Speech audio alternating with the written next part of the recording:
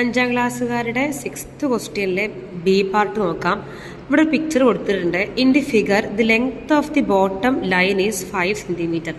Length of the bottom ലൈന് 5 centimetre ആണ്. And the lines on the left and right are 3 centimetre each.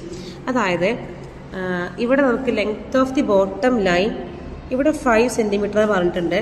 ഇത് രണ്ടും 3 ആണെന്നും പറഞ്ഞിട്ടുണ്ട്.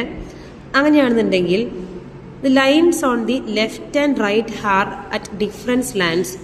ഈ ഒരു ലൈനും ഈ ലൈനും ഡിഫറൻസ് ലാൻഡ്സ് ആണ്, രണ്ട് ചെരിവാണുള്ളത്. അങ്ങനെയാണെങ്കിൽ which of the following is correct? ഇത് നമുക്ക് ഇതിൽ ഏത് കറക്റ്റ് നോക്കാം. First option this is A rectangle. ഇത് റെക്റ്റാങ്കിൾ ആണെന്ന് ആണോ? റെക്റ്റാങ്കിൾ അല്ല. റെക്റ്റാങ്കിൾ ആണെങ്കിൽ കറക്റ്റ് സ്ട്രെയിറ്റ് ലൈൻസ് ഉണ്ടാവുള്ളൂ അല്ലേ? അത് റെക്റ്റാങ്കിൾ അല്ല. അടുത്തത് the bottom and the top line are of same length. ഈ ബോട്ടം ലൈനും ടോപ്പ് ലൈനും സെയിം ലെങ്ത് ആയിരിക്കുന്നു, അതും തെറ്റാണ്. The bottom line and top line are not the same length. Bottom ലൈനും ടോപ്പ് ലൈനും സെയിം ലെങ്ത് അല്ല എന്നുള്ളത് അത് ശരിയാണ്.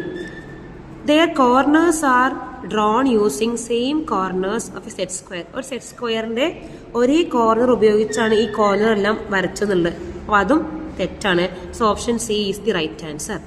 ഇനി അതിന്റെ സെക്കൻഡ് ക്വസ്റ്റ്യൻ ആണ്, ബി പാർട്ടാണ്. Draw a circle of radius 3 centimetre and given pattern on it and shade it. ഈ ഒരു പിക്ചറാണ് വരയ്ക്കാൻ പറഞ്ഞിട്ടുള്ളത്. നോക്കാം.